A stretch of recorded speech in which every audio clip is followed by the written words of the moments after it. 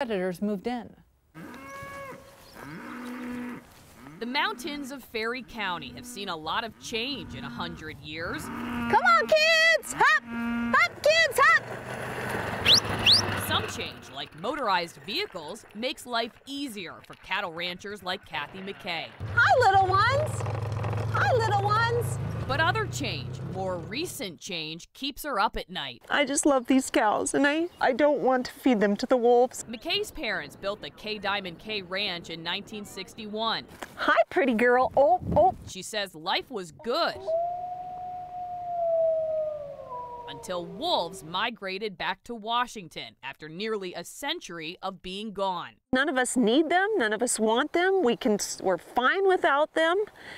They're killers. They're vicious killers. And wolves do kill, but this video gave researchers a better idea about why. It shows the Profanity Peak wolf pack last year. The camera also picked up cattle roaming in the same spot. Around the time the images were taken, the wolves started attacking cows. The Washington Department of Fish and Wildlife decided to kill the wolf pack, a decision the state could have avoided. I speak what I see. If you ask this carnivore expert. Salt blocks were placed pretty much directly on top of the den site, with closer than 200 meters to the den site. Dr. Rob Wielgus monitored the pack last year. He found the cattle were attracted here by salt licks. It's public land, and ranchers have paid to graze cattle here for decades, but it's not far from the wolf den. Less than 10 seconds later, a wolf passes by, heading in the same direction as the cattle. There was a lot of livestock right on the den site. We reported that. Then we started finding, after a few weeks had passed, the livestock were still on the den site. We got video monitoring of wolves trying to chase them away from the den site, but the livestock kept returning because of the salt blocks.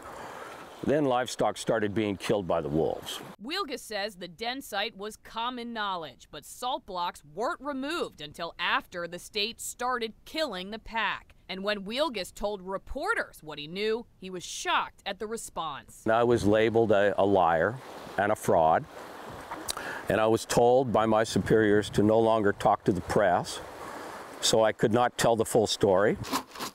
They hear that sound and they're coming usually. Come on, girls.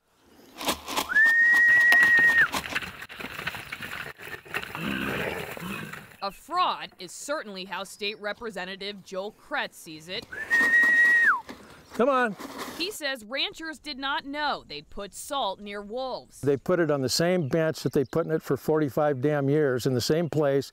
It's part of their rotation through the grazing season. You keep your cows moving, and the wolves had happened to move in for a rendezvous site. How are you going to know? For Kretz, Wielgus did more harm than good, further dividing the state over wolf management. You know, we all got kind of tired of the death threats, and, you know, that's not the way for a scientist to be operating, I don't believe. Wielgus says his radar is now picking up a strong signal of political pressure. Kretz told Washington State University he thinks Wielgus' science is driven by agenda. But Wazoo reviewed the research, and it resulted in no evidence of misconduct. Still, Wielgus believes his job is in jeopardy. I was publicly discredited and defamed by the university. The university said that I had lied. I did not lie. I simply reported the scientific facts. Wielgus plans to sue for 6 years' salary. At the same time, he's publishing research he calls one of the most in-depth wolf studies ever. The Sherman pack, the Profanity pack. He found wolf attacks on livestock are extremely uncommon. But the more humans kill wolves, the more wolves kill cattle. My agenda is scientific truth, and that's what's got me in trouble in this case. I could have just shut up. For Wielgus, the answer is simple. Keep cows away from wolf dens. Oh, they'll kill these colts if they get a chance. I'm expecting to lose some before long. But for Kretz, wolf management is not so clear. Because they're nice to sit in Seattle and think about in your apartment. You know, it's another thing when you're out here trying to keep your cows or horses safe. It gets pretty real pretty quick. If somebody wants wolves so bad, why don't they take the wolves and put them in their own backyard?